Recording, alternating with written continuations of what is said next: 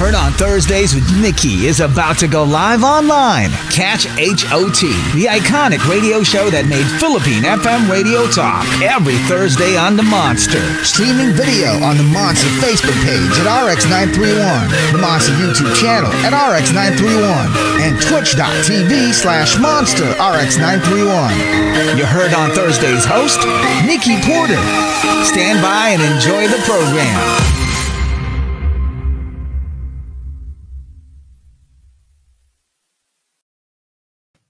Hey monsters, it's Nikki Porter back with you for more hot conversation on Heard on Thursdays, the show that made FM radio talk, and you hear it only on Manila's hottest Monster RX93.1. So good evening, welcome to the show. I just wanted to do a quick recap for everybody.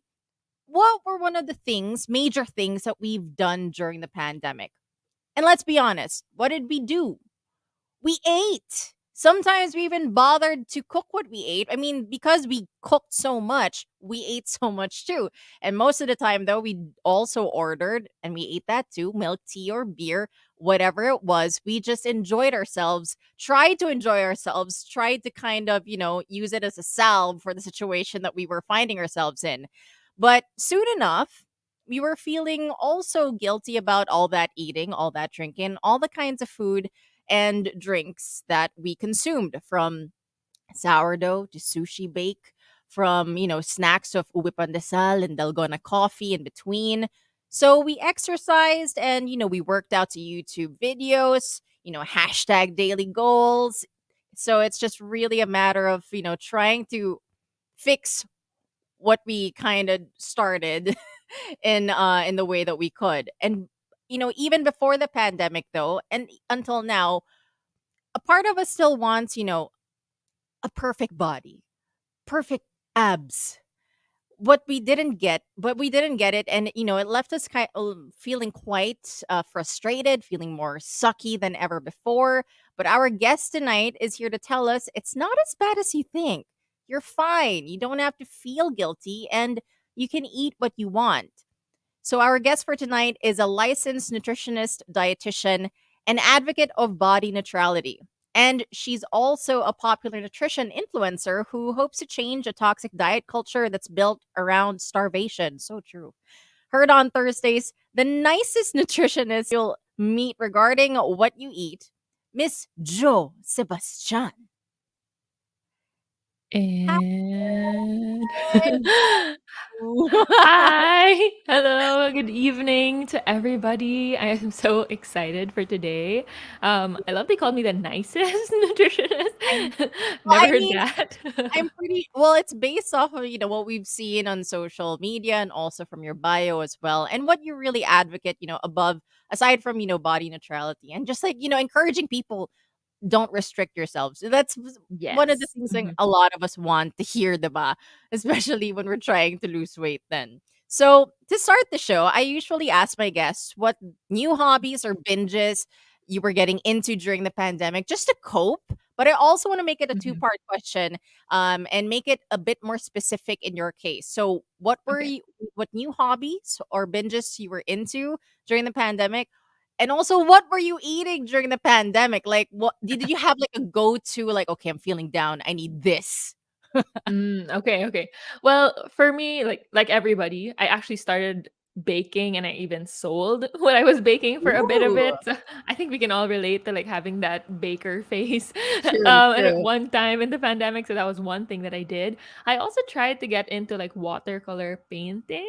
That lasted Oh, like four paintings and then I stopped doing that. Um, and I think something that I also tried to do was to write, but let's just say that didn't go so well. I did put a lot of my effort into creating more content related to my relationship with food because I think we ended up feeling trapped a lot in the pandemic, sure. feeling Yeah. like we wanted control because we couldn't get out of our house. So that control went into what we would eat and how our body would look like. So for the start of the pandemic, I was mostly eating oats because I was like, gotta stay healthy. I felt the pressure as well of, oh no, I'm True. not gonna be going out. I have to like control as much as I can. So I was only eating oats at the start of the pandemic. But something I got into was toast and eggs, also Mm. omelets, and then French toast. And Ooh. I really started playing around with eggs in my breakfasts for sure.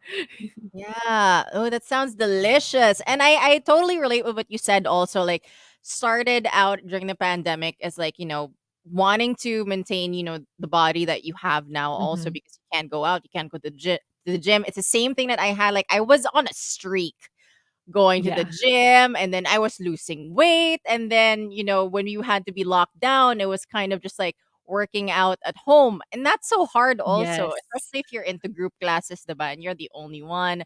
So I mean, that's for my case anyway. And then when it comes to food, it's like I can't go grocery shopping for the Oh food my that I gosh. can eat, That's a big one. Yeah, for diba? sure. So yeah, That, so I remember, like, just to add to that, like grocery sure, shopping. I sure, remember sure. the first few weeks of the pandemic, we had to like line up in like the longest grocery Yes. lines. Oh my I was like, gosh. oh no, I'm not gonna be able to eat ever. It was Yeah. hard. It was It's so like, is it hard. is it worth it at this point to Yeah, buy the it's okay. Well, to keep this never mind. diet? Yeah. So for sure, a lot of people have also felt and experienced the same things that we Mhm. have. Not in like a lot of people were on a streak also, but eventually during the pandemic, people started to binge a lot of things, Mhm. binge eat, binge drink. We were anxious, stressed, depressed, and everything in our lives seems to stop in time. And a lot of us ate Mhm. more because we just learned how to cook. So like, what can you say about this as a licensed nutritionist, dietitian, and maybe like just a human being? Like, did we overeat ourselves into bad health just to cope with the crisis? Okay, so first, I think we have to tackle like what is binge eating, because I think that's Mhm. something that we also have a tendency to kind of just use as a term of like, oh, I binge ate again, and to Yeah. kind of give it a more specific term so that we can look at it in like a little bit more of an objective view. But so binge eating and overeating is two different things. So when you have overeating, this is when you eat past the level of comfort and satiety. Mhm. It's a situational occurrence. Let's say napasarap yung kain because the ulam tasted Yeah. delicious, or Yeah. maybe there was a party and you decided to go out, or you had like a Zoom inuman or something like that, Mhm. right? So, overeating. Binge eating, though, is more of this feeling uncontrollable, impulsive need to eat. At the same time, you feel hungry and full, and it just seems like no matter how much you eat, no matter how full your stomach gets, you're still so hungry. So you still Right. keep trying to eat and eat. And this is episodes that happen frequently with a lot of Yes. shame and guilt as well attached to it. So overeating is completely fine. That's normal. You enjoy food once in a while. Hey, you know what? That's good. As long as it tasted good, that's all I care about. No But regrets. exactly. But if you struggle with binge eating, now that's a whole other thing we have to tackle because that affects your relationship with food. And Mm. I think a lot of us started to binge eat during the pandemic because number one, yes, it was a coping mechanism. But number two, because we wanted to feel control over our intake and over our life, because it felt like I can't do anything I used to do, so Mhm. what can I do? I can control what I eat. So we tried to be very specific with our intake. So many people did diet, so many people tried to go Right. on their fitness journeys in the pandemic. But a lot of the time, when you try to control what you eat and control yourself, the more you end up feeling out of control around food. So we start to binge and crave, especially in the weekends, or especially if we sniff that, banana bread that we were baking, and then we just feel out of control around it. So I think one of the biggest reasons why we started to binge eat is number one, emotions, that's fine, and number two, we also started to restrict ourselves, and we wanted that control, Mm. which you can't always get through food because your body is smart. And if it feels like it's being restricted, it's going to fight every way to finally be nourished as well. And I think Mm. that's something we started to do, was starve rather than nourish ourselves during that pandemic. Not just Yeah. from food, but also starve ourselves with the coping mechanisms, the emotions that we needed, the connection with people. And that's Right. what we got through food. And I like that you broke it down also, like, the difference between overeating and binge eating, because I think that's very important for monsters who are tuned in, especially, like, it's I think it's a good way, it's a good idea to have you on the show so that we can have a better relationship with food, Yes. because I feel, yeah, of course the pandemic has changed things, and maybe it we are trying to change it for the better now, but Mhm. I think with your insight it might be a little bit more helpful for sure. Now, you're sort of like a different kind of nutritionist and dietitian in that you don't want people to be guilty about the food that they eat. But isn't Mhm. food guilt one of the tools a dietitian uses, or is it? Is it one of the tools a dietitian uses to make sure someone follows a diet? Well, I think it is a tool that is often used, but I don't think it is the most effective tool, right? Mm, Why? Because when you feel guilty for eating, you end up spiraling instead of feeling more in control, right? And the reason why I say this is because when I was younger, I actually struggled with my own disordered eating habits, especially in mm, high school. Much of it related to my body image as well. But because I am you are your own worst critic, right? Having somebody else pound on top of that or compound that, yeah. like, that, yeah, you shouldn't be eating that, you shouldn't be eating that, it just makes it so much worse. And for me as a dietitian, I feel like the way to encourage someone to take care of themselves isn't through hate or guilt, it's through kindness and compassion. Because if you take care of yourself out of hate, that's self-hate. And what we want to be doing is taking care of ourselves out of care, so that it becomes self-care. And the Mm-mm. only way that will happen is if you feel like you are deserving to be taken care of and you're not guilted into it, but you are Mhm. excited to take care of yourself. Food guilt doesn't help you feel excited. It just makes you hide it more, makes you Mm. not tell your dietitian what you're eating because, oh no, they're going to judge me or anybody around you. So it's really about like building that trust and also building that trust with yourself that I can trust myself around foods because I don't have to restrict myself. I can just learn to listen to my body without that guilt and shame attached to it. Mm-mm. And of course, though, you do want your clients to eat right, but without Mhm. using food guilt or even, food terrorism, quote unquote. So, how do you how do you guide them to, healthy eating practices? What is your approach in that? Okay, so first I often start with saying, remember one thing, there's no such thing as good or bad food. And often the reaction I get is like, are Yeah. you sure? Like, really? I see everywhere there is good and bad food. Well, there is more nutrient dense foods and then there's less nutrient dense foods, but it's not good versus bad because there's no moral value attached to food. And all food, whether it's nutrient dense or less nutrient dense, still offers your body something, right? So let's say wheat bread and white bread. Often Mhm. you would say that's bad versus good. But if you look at it in a nutritional context and also accessibility context, a lot of people can access white bread more. Also, some Right. people with gut issues like IBS or any other digestive issues might struggle with whole wheat bread. So we can't say that something is automatically bad or good because it depends on the context and the person in general. And you Mhm. still get carbs from bread, you still get calcium, iron, you still get something. And the reason why is because when you attach moral value, it makes it so hard to choose foods that make Mm. you feel good because you're just guilted into doing it. Now, if you eat a bad food, you feel like a bad person, and then you spiral into, oh, you know what? I'll just be good tomorrow. Today I'll be bad, and then I'll just make up for it. And then you just keep going back and forth in that cycle, True. trying to be the good person. So, one, there's no good or bad food. Number two, there's not a perfect way to eat, right? Even I don't eat perfectly. I have days where I don't eat veggies. I have days where Mm. I miss a snack, or I'll just, you know, there are days that are just off, and that's okay. And the third one is to focus on what to add rather than what to remove. So instead of thinking, oh, I can't eat chips, let's just think of, what can I add to my chips? Maybe something high in fiber, something high in protein that will make me more Mm. satisfied with my chips. Because when you focus on a positive goal, like, let's add something, it gives you growth, it gives you direction. But when you focus on a negative goal, like, don't eat that, bawal ka na dyan, Yeah. it just leaves you stuck. And then you're like, okay, so ano yung pwede kong gawin? Ano pwede kong kainin? Yeah. Like, Like how a lot of diets are, you're not allowed to eat this, not allowed to eat that, and then you're just like, then what can I eat? So now you're not excited. Now you don't have the motivation, and you can't stick to it because it's not fun.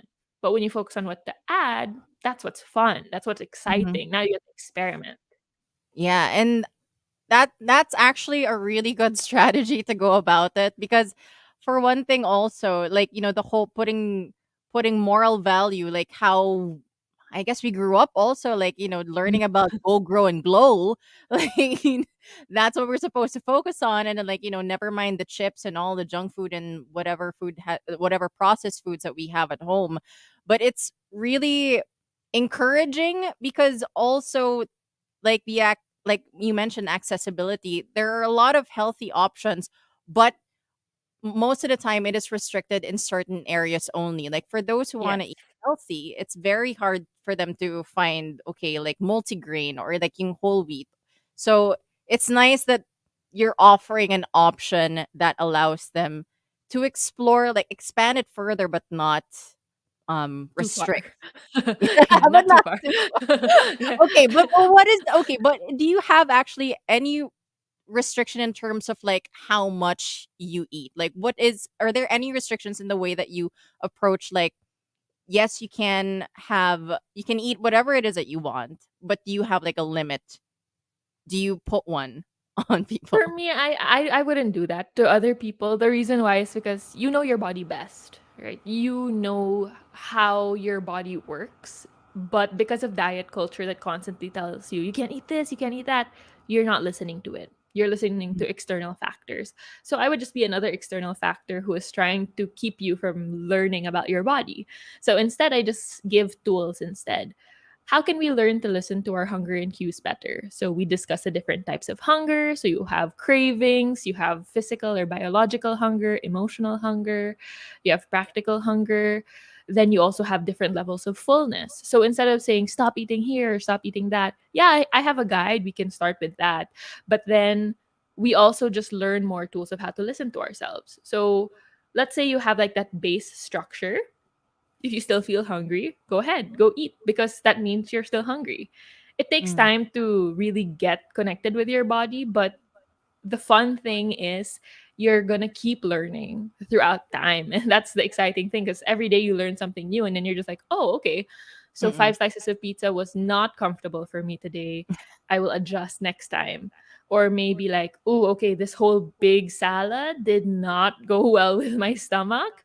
I'm gonna adjust later, right? So it's a learning process. And what I like to do is just guide you and like, okay, what did you learn about yourself today when it came to the food? And it's like, oh, okay, I got upset with this food item in my stomach. Okay, we'll adjust next time.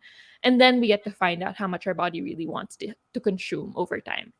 And what about in terms of like there's this mindful no like conscious, is it conscious eating or like mindful eating, like you Mindful really eating. eat, yeah, you eat slowly so you can really enjoy everything in terms of pace though, because right, if you eat fast you don't know you're already full or something, like there was that Mhm. whole ideology that we, well, I guess shoved in our mouth, pun intended, when we were growing up. So in terms of okay, so no limit, but do you allow them to just eat like however fast, however slow it is that they want?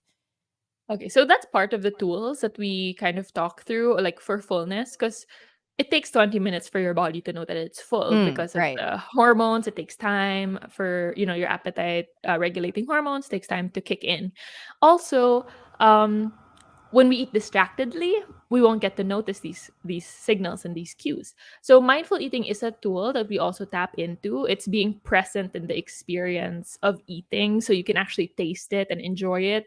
We kind of have this Filipino mentality where if hindi ka mabilis kumain, hindi masarap yung pagkain or something, right? So we're always like in a rush of just like eat as much as you can, eat as fast as you can. But then you don't really get to taste it. And Mm-mm. mindful eating is about experiencing the food so that you can enjoy it more. So we talk about tools of slowing down a little bit, try to remove distractions when you can so that you can really listen to your cues a little bit better. Right. And then Mm. you get to notice, oh, okay, maybe I was actually eating past comfortable level of fullness because I didn't know that I was getting full. I was just eating and I was like, oops, I'm full. I have a lot of clients who said that was their struggle. It's like they eat and then they just hit a wall and they're like, oh, okay, I was super Yeah. full already, right? So Yeah. they didn't have time to process that. So we tackle that. I'm like, okay, slow down, listen to your body. It's smart. It's gonna send you those cues. You just have to learn how to listen better. Mm-mm. All right. And for the monsters who are tuned in, I hope if you are binge eating right now or eating, just plain eating right now, close to midnight, good for you. Enjoy. I'm happy for you. Love that. I was Yes. like good right now. But anyway, you're tuned into Heard on Thursdays. My guest for tonight is SEBASTIAN. She is a licensed dietitian and nutritionist. So now I actually want to know that apart from being a nutritionist dietitian and a body neutrality advocate, you're an influencer also on social media. Now, with all of the vloggers and influencers who are out there, pushing for weight loss, washboard abs, a flat puson, Mm. social media can be very overwhelming, if not anxiety inducing for people, especially for people who are, in the process of losing weight and then eventually like they see it and it's kind of like demotivating that like why am I not there yet? And even Mm. more so for young people in their teens who are Yes. still discovering their own bodies. So how do you think it is right now? Like what is the kind of thinking that these kids, these young teens, and these people who get demotivated by seeing these Mhm. images of people who are just like perfect, basically, when you look at them. Like, what's the mentality that you would like to impart on them? Not everything on social media is the full story. Like that is the biggest thing that we have to remember and to learn because um a lot of the things that we see right now are also trends that were, you know, before. Were there before. For example, if we look back at what used to be called larger bodies, you'll be seeing a lot of bodies that are actually the average size or even Mm, smaller than the average size today, right? So our view of a normal body is skewed so much since the beginning of time. Also, trends of how your body should look has changed over time as well. yes. One of the most important things you have to remember is right now you see it more because of social media. It's like every scroll is somebody's body and it's just like hyper focused. Yes. So you Mm-hmm. have to remember that that is like 10% of somebody's life. People online choose what they will show you. They don't Mm-hmm. show you everything. And of course, they're going to choose the best angles, the best moment. That's not their full life. That's not their full story. That's why sometimes I try to post like my unposed or unwell. It's still post, but like not properly post or quote unquote properly post because that's how I look like 90% of the time. And then you have the 10%, which is me not sucking in and then just like, Mm-hmm. putting everything in a proper angle and getting that lighting. So just remember everybody is human. Everything you see online isn't the full story of the person.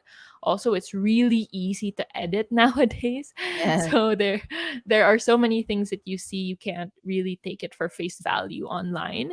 And it was really hard for me to remember and accept that because I used to screenshot abs and make it my my screenshot my what do you call that, my lock screen. I was like motivation, things like that. But then when I started to add more diversity on my feed, I started to recognize that not everybody looks just one way. There's so many different bodies. And when you Mm-hmm. start to expose yourself to that, you start to see how life really is and it makes it a lot easier to accept your body because you see, you see what life is in general. You see reality. Yeah, and that's what I personally like enjoy about your social media feed also because Huh. what we see on your feed is not what we regularly see on like our social when we scroll down because everybody looks so perfect, everything is like edited so nicely, and it's the waistband of the leggings is well over the tummy so that they don't Yeah. see the flabs. So it's kind of like so that's why when I saw your social media, I was like, it was so refreshing.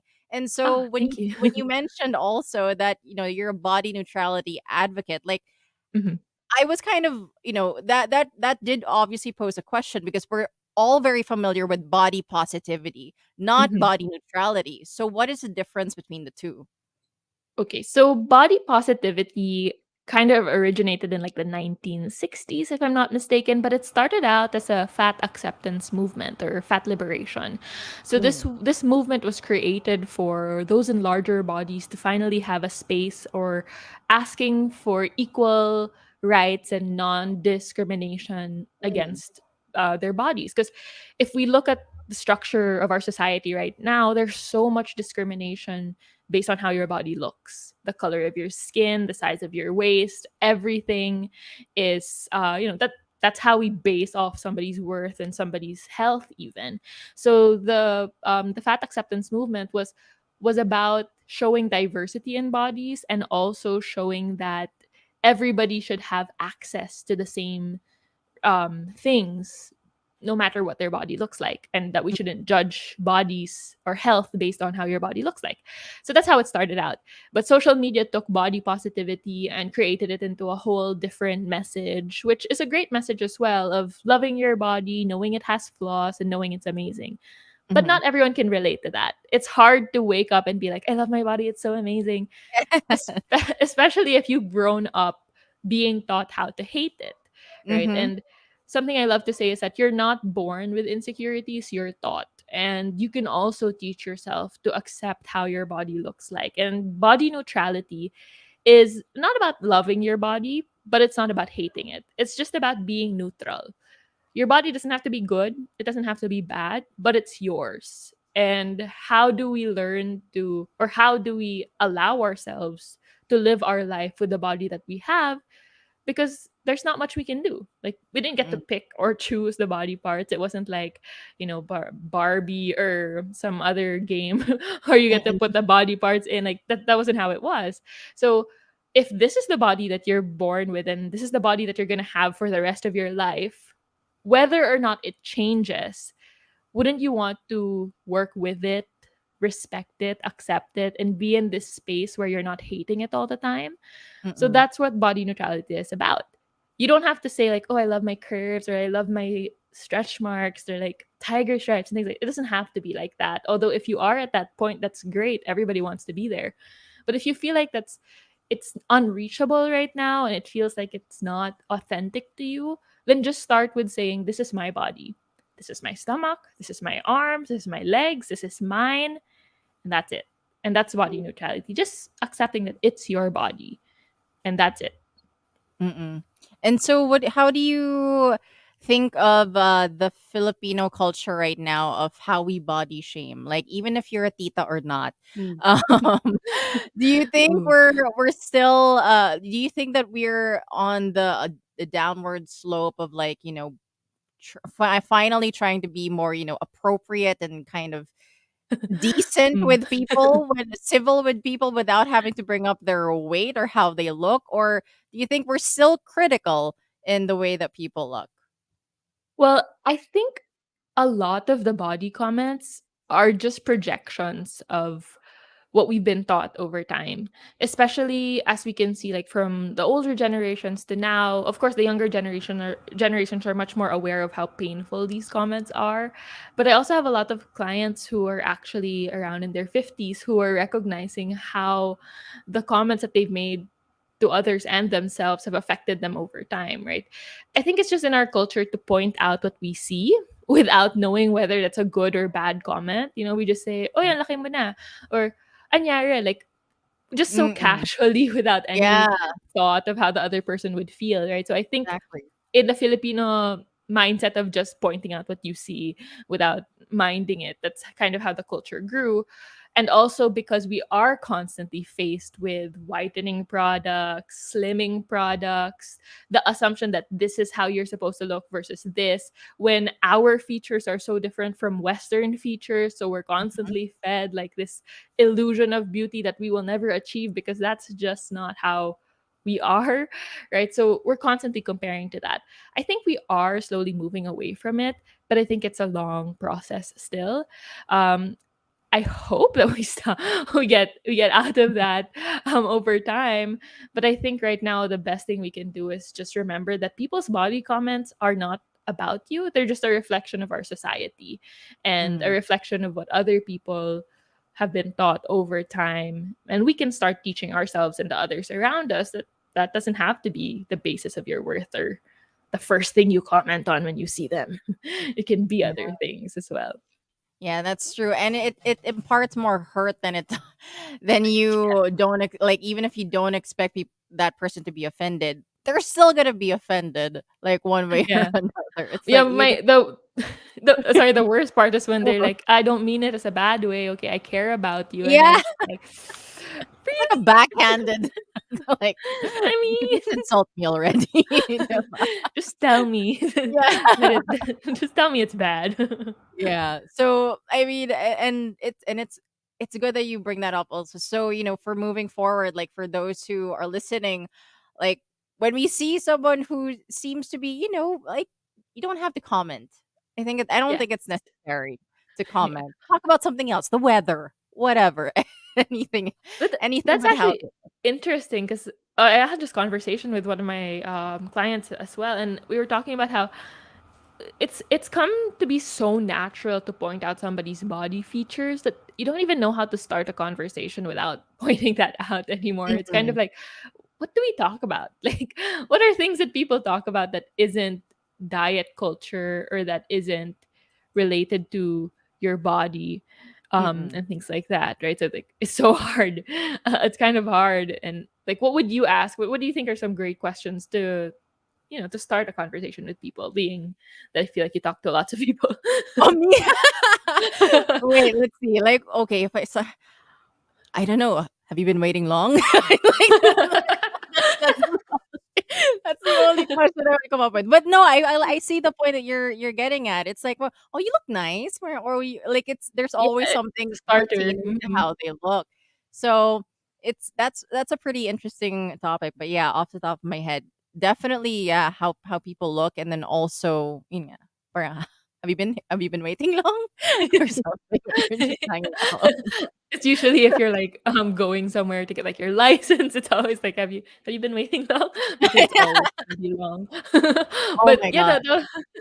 that was something that was like really like something really opened my eyes. I'm like, oh my gosh, I don't know how to talk to people without pointing out how they look or things Mm, like that, right? So it's like, how do we do that? So it's like talking about maybe what they're doing, but even to ourselves, we rarely comment about ourselves in any way that isn't connected to how we look, right? Like, we don't focus on the achievements we have in our life. We don't focus on the mm, things that we did well today. We just focus on, oh my gosh, my stomach is so big, or yeah, I ate too the much today. flaws. So it starts with us as well. So if you start focusing on the things that you can with yourself, and like, okay, what can I achieve today that isn't related to my body? What can I Mm. focus on today? Like, I think that's what it could start with as well. Yeah, and I think that's a good practice to try out, so that it can be it's just shifting your mindset, I think, so that Mhm. the way you project it on other people, it won't be terrible. You're actually being like a decent Yeah. human being also. So I want to Changing it, yeah. Yeah, I want to know now about your own journey towards body neutrality and becoming a nutritionist. So, you were a ballerina scholar at the Philippine High School for the Arts, and then Yes. ballerinas are supposed to be, they're Yes. supposed to have a Mm. very thin figure. They have to be svelte or something. Mhm. And Mhm. so, what was the experience like for you in having to maintain a specific figure? Having to go through training and then having to do that so that you can, I guess, perform better or Mhm. perform as expected of you?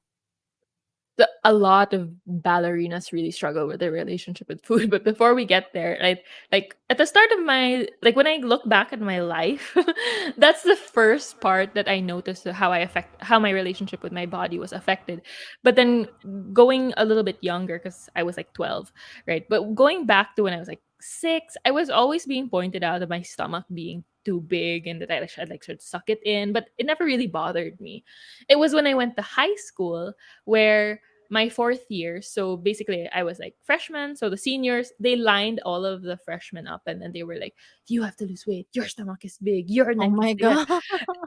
And I was just like, what? And this was like the first night that we were there, and I was just like, what did I get myself into? This is like, I can't do this. But that started it. So I stopped eating rice, I started counting my calories and all of these things.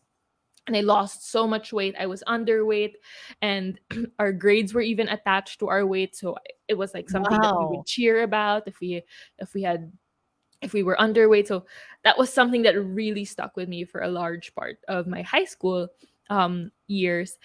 And then when I went to in my fourth year of high school, I was like, I can't do this anymore. Like I am not even dancing because I want to dance. I'm just dancing because I have to dance, and all I'm thinking Mm. about is food and losing more weight and just being thinner Oh and all of gosh. these things. Yeah.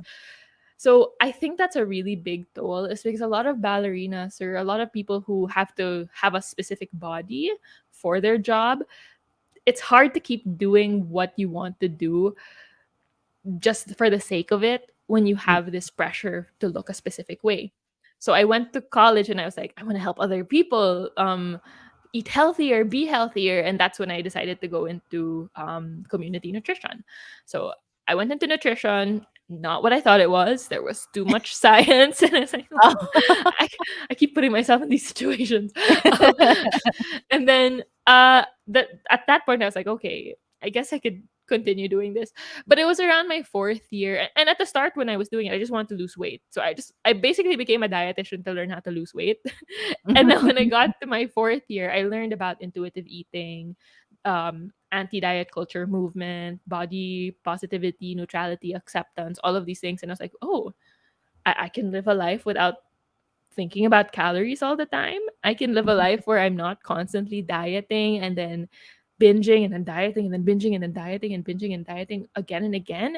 And it's like, Mhm. wow, this is a whole new place. And that's when I really dove into that, to the movement of body acceptance and food freedom. And it was just so freeing. It was the first time in so long where my favorite food is donuts.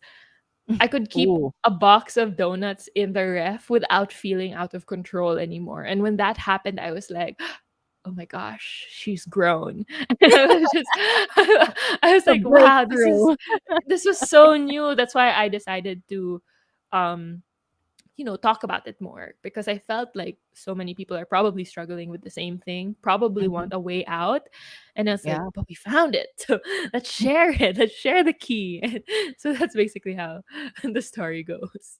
But and I love that. Thank you for sharing like how you eventually came to be now like that you are a licensed nutritionist dietitian. And so I also want to ask you though, like, um, were you? I mean, of course, you're an advocate for body neutrality, and Mhm. but were you always comfortable showing your body the way that you do in social media, or like, Um, what was like was there like a pivot point that parang, you know what? I don't see much of this. Let's do this. So how was that for you? I was definitely very uncomfortable. If you ask my sister, because when I started posting content, it was really about makeup. Like I just wanted to do makeup content, be that type of content creator. And I would ask my sisters to take my photos all the time. We would take so many photos, and I would just be like, nope, nope, nope, nope. Yeah, Let's try again next time, right? So you have feel like that. hundreds of photos that look the same, like the exact same Yeah. photo, because moving 1 inch, like 1 centimeter at a time. And then I was just like, no, none of these are good. So I used to be like that. I'm gonna admit it, I used to edit my photos as well, where I would like cinch my waist a little bit more, put up my Mhm. bicep a little bit, because I just felt like it wasn't enough. Like, why is it that I'm working out but I don't look like all of these other people who have like Right. popping Yeah. muscles? So I was like, I have to fix it. I have to edit it. I think it was when the pandemic started, and then I started seeing more posts of people sharing their bodies, that I was like, oh, okay. Like we can do that. Oh, I didn't think about that. I was like, maybe I'll try it. And then I posted my first photo, where I posted like just a bloated me.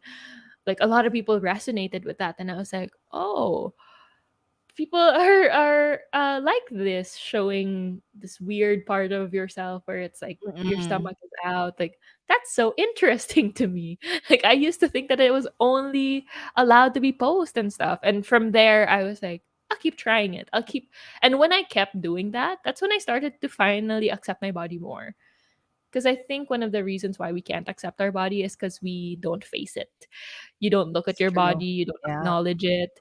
And if you start to acknowledge it, take photos of yourself in all angles. You don't even have to post it, but just showing yourself what you actually look like, you start to acknowledge it more and accept it more because that's you, right? That's who you are. And when you see that, you recognize that, and that's just where it starts. So take your photos, take photos of yourself in all angles, and Mm. start from there. Because I think that that was really the biggest boost for me is when I did that. Yeah, and I'm sure it'll take some time for, for us Mhm. to be comfortable with our own bodies and showing it, for what it is instead of just like, hiding, the insecurities that we have and that we're so used to hiding also from everybody else. Now, um as a as a nutritionist, dietitian, do you believe in the ratio of of living how to live a healthy, active lifestyle? It's like 20% exercise, 80% nutrition. Is that how you believe it, or what is your belief on that? I feel like I don't well, for me personally, I don't really quantify it as like Mm. 80%, 20%. I think that a balance is very important of both. It doesn't have to be like, of course, diet is a bigger role just because you choose your food every single day and you don't necessarily have to work out every single day. That's why it's usually like a smaller portion. Um, Mm-hmm. but I do believe they play their own roles. And for me, my belief around working out is that you should work out to celebrate your body and not punish it. And my belief through eating is that you should eat because you want to nourish yourself and also not because you want to punish it. So maybe in terms of like how much you think about it, you probably think about your food more than you think about your workout because it's an everyday thing. So Mm-hmm. maybe 20 possibly, but since I'm biased, I will go 100% on nutrition. I got you. I got you. So let's say you have clients that, they have a goal. They have a goal like 3 months time. I want to lose 20 pounds or something. Like, do you like what is the do you have a regimen for that? Because considering like, you encourage them to eat whatever it is that you want, but if they have that goal, does that kind of shift a little bit in terms of, how you want to give them this plan? Well, we start off by first trying to figure out why is this your goal? Because I think that's the most important thing. It's like, why do you have a deadline and why is this your goal?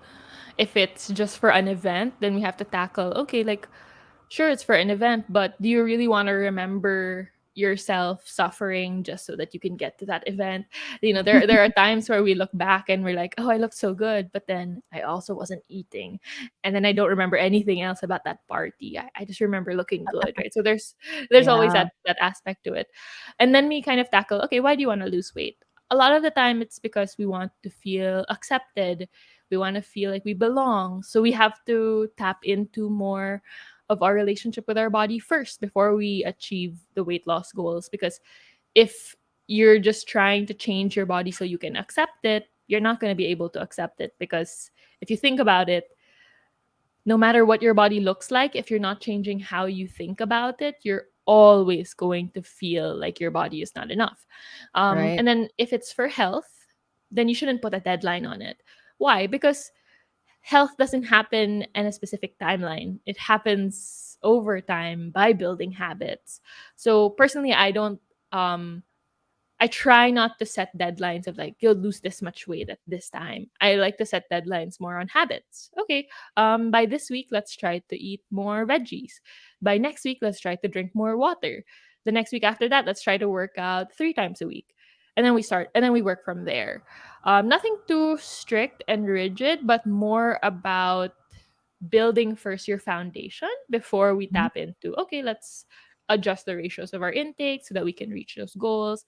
But mainly I focus on your relationship with food in your body rather than fat loss or weight loss clients, because I Mm-mm. feel like my experience really puts me into a place where I just really want to focus on getting people to a place where they feel happy about how they eat and not Yeah. want to like not want to be so controlled around that.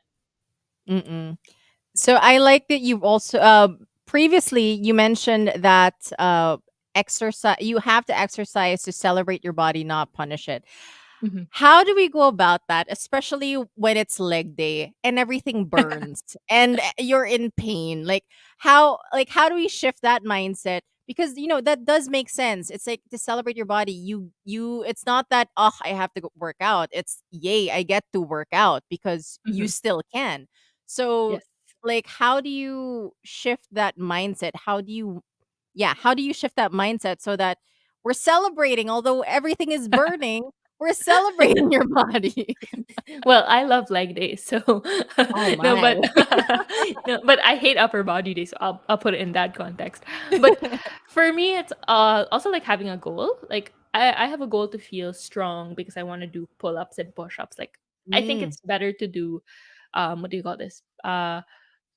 Like uh performance based goals. That's like a performance mm, based goal, so that even if it feels so stressful in your head, you're like, but I'm gonna get this 10 push-ups in, I'm gonna be like Wonder Woman, I'm just gonna like be the female Thor with those that strength. So mhm, celebration of your body doesn't necessarily mean, because when we talk about punishment, it's not that you're not gonna push yourself in your workouts. It's just not it's just that you're not going to mentally punish yourself by saying you have to work out because you have to lose weight. You have to work out because you have to burn these calories that you just ate. It's more of like you mentioned, I get to work out because my body functions, because I have legs that are amazing, because I have arms that still do amazing things for me. So that's the right. mentality of that, like that celebration, because you're a human being and you get to do all of these amazing things. And then when you put that into perspective in your workouts, of course there will be workouts where you're just like, I don't want to do this anymore. But in general, your mindset is, but I'm going to be so much stronger and I'm going to be so much cooler and I'm going to do so many more tricks and things like that. And that makes it more exciting. Because now you're Mm, not just doing it for a specific thing, you're doing it because you want to, and it starts to fuel you for more growth rather than just mm, push you back and be like, you have to look this way. Right. So for me, that's like a type of celebration we can do for workouts. mm. So in terms of working out, let's say with your own experience, Mhm. like for you to get through a particular workout that's extra, okay, upper body day. Like if you have to Yes. do a workout that's extremely difficult, like I just want to know out of the blue, like what do you do to push yourself? Is there music? Is there a visualization that you have in your head? What happens so that you can get through it? I don't. No, I'm kidding. I don't choose exercises that I don't want to do. No. But I think one thing that I do is just I tend to distract myself by watching videos while I do it, and then I'm just like, Mm, like that's how I do it. Definitely do things that are fun for you. If you feel like you're always dreading your workout, it would be time to maybe look for a different movement or different workout to focus on mm, first, just so that you're excited instead. Because for me, I love lifting weights. Like, even if it sucks, it's also great. And I just yeah, love it. So even if I'm stressed, at the end of it, I still feel super accomplished versus doing something that I really don't want to do, like yoga, where even at the end of it, I'm just like, what did I, what did I just put myself through? So I think it's really starts with finding the movement that makes you feel like it's not always stressful. It will be stressful, but it's not always stressful. mm. And then just pounding through the workout with whatever makes you, less stressed with it.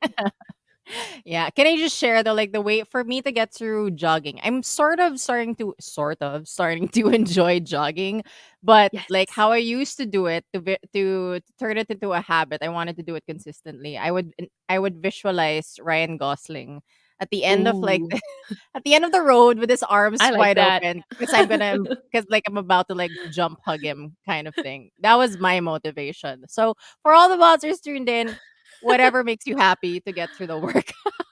But how do you feel at the end when he's like not there? You're just like, oh No, no. I mean, at least it's a little bit more realistic than as soon as I get there. Because like I have to visualize that so I can like finish the workout then. So I'm just Yeah. like I always pat myself. I'm just like good job, like A yeah. self hug. So yes, help. Now, you also shared in an article that to go on a fitness journey, you have to start with respect. Now we've talked a little bit about, accepting your body and also like celebrating your body. Is that similar to Mhm. like treating your body with respect? Can you elaborate a little bit more on this? Okay. For me, respect is just like you're not hating on it all the time. You're respecting the fact that your body still does what it needs to do, even if you feel like it doesn't look the way you want it to. Mm, Right? okay. Your body still digests food. Your arms still help you hug people, like Ryan Gosling. Your legs still help you squat and do all of these things. So when you start from a place of respect, kasi, um, you don't you're not only looking for that one result, that one progress point. You're looking at all of the other progress points as well that your body can go through. Because if you're starting from hate and anger, at the end of it all, you're only going to be happy when you see the result you want. So respecting your body is realizing that there are boundaries as to how your body can look. It's not gonna look exactly how you want it to, but even if Mhm. it doesn't, it's still worthy of being taken care of, right? And that's Right. where the respect comes on, that you feel like you deserve self-care no matter what your body looks like. All right. Now, in terms of like recommending, okay, so you can eat whatever you want. We're back to that. Whatever you want. No, we got to emphasize it because, like it's something that people, if My there's one favorite thing thing, that yes. people can impart like from this evening, you can eat whatever you want.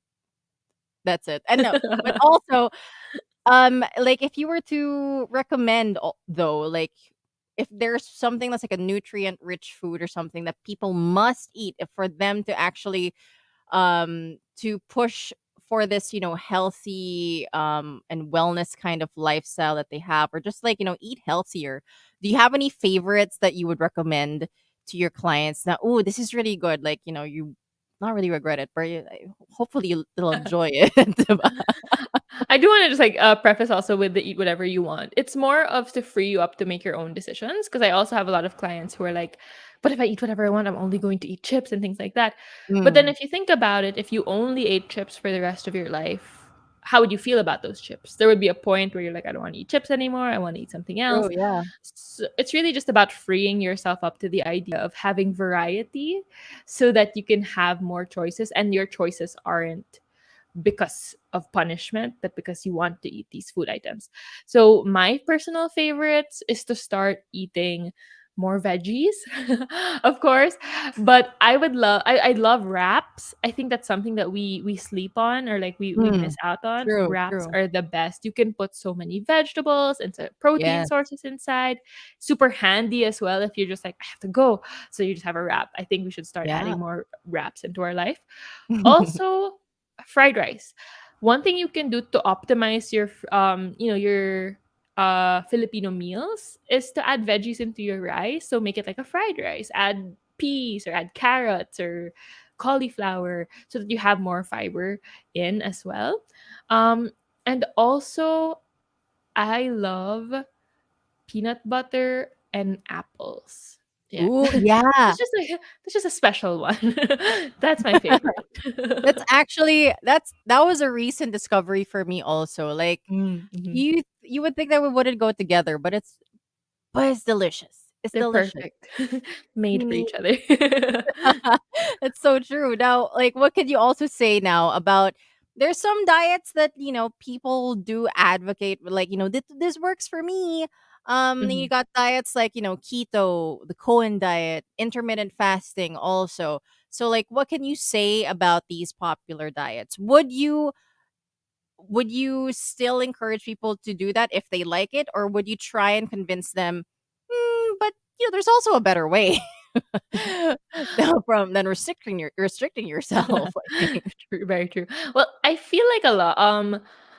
I feel like you always have to ask yourself, and this is what I share all the time is you have to ask yourself if you see yourself doing that for the rest of your life, and if you see yourself being happy if you do that for the rest of your life. For example, we have the keto diet, which is a very low carb diet, but also was created for those with epilepsy. So, very much not recommended for the general population. But as a Filipino, we love rice. And it's such a big part of our culture. And I think one of the biggest problems with a lot of diet culture is that they're so Western. They don't even consider your culture. They don't consider the Mm, fact that you're a rice eater, you're Asian, your food choices are probably not going to be the same choices as theirs, right? So we have to recognize in a local context what fits for us. And the best question you can ask yourself in your diet is, do you see yourself doing that for the rest of your life? And do you see yourself happy doing that for the rest of your life? Because mm, if you say, yeah, I can do this, but are you going to be happy about it? Or are you going to constantly stress about it? Because I did the intermittent fasting, I did low carb, I did all of those diets. I could do it for a while, but then I was so unhappy, it just wouldn't mhm, stick. The best thing is if you see that it is sustainable and that it's not going to make you feel like you have to skip birthdays and you have to skip parties or you have to mm. completely change the menu just so True. that you can be included or things like that. So, you know, think about it as life and not just a short term thing because you're going to be stuck with the diet for the rest of your life. It should be something that you like. Yeah, for sure. So for all of the monsters, it's a hard it's not probably not a difficult question to ask yourselves if you don't even have a diet. But if you do have a diet, maybe something to consider, definitely. Yes. Mhm. Now, also, I did want to ask you about you have another social media account, an IG. It's called Heal We Go, and I Yes. took a look at it, and I was like, it's so cute, and it's like it's Thank bite-sized you. information about like the colors are cute, and also like the information. Also, it's bite-sized, but it's also very, should I say, nutrient dense. I like that. Yeah, because Great like description. yeah, because like the captions, like it's not too scientific, but it's really speaking from like as a human being to another human being when it comes to eating food and how you should Mhm. have a better relationship with it. So how did you come about that? Like when did that start?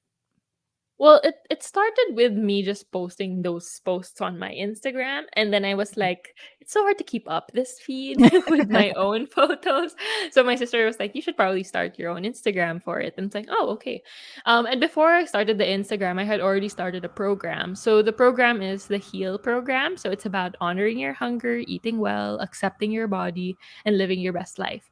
So our goal is to heal our relationship with food and our body. So you have individual or group sessions where we talk about these things, your food guilt, emotional eating, body acceptance, body neutrality.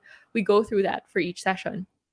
So heal is basically if you're not yet ready to do a class or a program, you just want to heal your relationship with food but you don't know where to start. The goal of heal is to give you that boost and that reminder that you always deserve to eat. Food doesn't have to be bad or good. Think about it in a different try to think of food in a different perspective, and that's how it kind of started. So there's also a Facebook group that we starting a little bit as well, and hopefully it will become a little bit more, especially since it's very rare to see people talking about disordered eating in the Philippines. So hopefully we can localize a lot of the international information to our own context of healing our relationship with Yeah. food.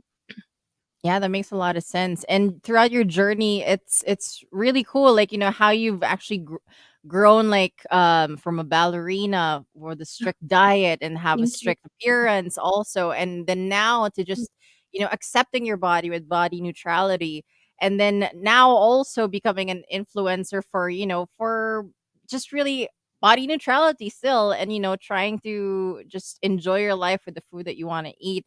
And Mhm. now the how I actually found you at first was through Rebel, the app, like with the Ah, yeah. everyone Mhm. you have. So tell us, I want to know, like, how did you land that gig also? Like, were you approached or was there like an audition that you had to do? Like, how did that go for you? So fun story. It was like May of 2020. Erwan Husaf messaged me and I was like, oh my god. On Instagram, I was Wow. like, this is so fake. I'm like, is this real? So I was like looked at it and then it was like, oh, and I'm Erwan. We're gonna start something about like in this space. Can you give me your number? And I'm like, okay. So I was like, hi, I replied, I gave my number, and it was a while before I got respond like I got a message back. So I was like, this was a lie.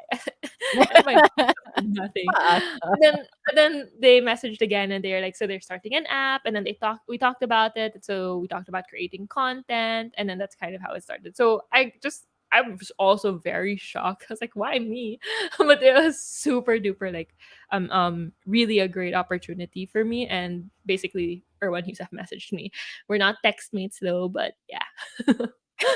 The fact that he messaged you, that's enough. Yeah. That's enough. That's bragging That rights. one message lives in my inbox. It's screenshotted as well. Yes. Now we're nearing the end of the show. Is there any other like fitness myths or like nutritional diet myths? I don't know, misconceptions that you would like to dispel? Because we live in a lot of information, especially with social Mhm. media and the internet. So, what are some of the fitness myths or misconceptions that you would like to dispel for the monsters? Ooh, okay. Well, I think the biggest myth that I would kind of like to tap into is that um you can control how your body is going to look like just by doing something, like just doing crunches, you'll instantly get abs or things like that. It's Mm, important to recognize that we don't all have control over how our body will look like. So even if we all ate and worked out and moved and did all of the things at the same thing, we're not going to look the same. So I know you want to see that celebrities workout routine. I know you want to see that influencers diet, but seeing those things is going to give you maybe some ideas, but it shouldn't be something you pattern your life towards. So just because somebody is eating this amount of food and working out this much doesn't mean you should do it. Always make sure you are tailoring it to you, because mm, you're the person that matters here and it has to be in the context of your life. So I think that's something that I would like to debunk, is that mhm, you don't have to do the exact same thing somebody else is doing. You have to do what you need to do. mm. That makes so much sense. Some like that's why some diets will work for you, some won't. Some workouts you like, some Yes. won't. So think of what works for you. I guess Mhm. that's the end And it goal takes for time you. to get there. Ooh, yes, that's true. A lot of us are very impatient now with trying to So lose true. weight and Me trying to too. be. Yeah.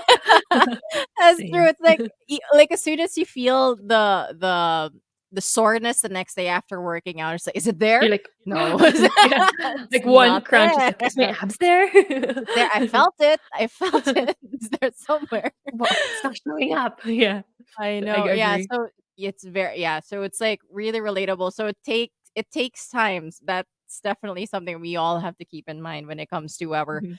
this journey. It sucks, But but well. that's true. But we got to celebrate our bodies through burning our muscles. Yes. I'm making people love working out right now. They're also excited. They're just like, Diba, diba. okay, You're not dreading it at all. tomorrow. Woo. Well, anyway, so before we go, how can monsters find you? For example, if they want to do a consult in terms of their diet and nutrition, or if you have any events coming up, or just like I don't know, slide in your DMs like everyone. Who knows? Like, how can Yes, they find that's you?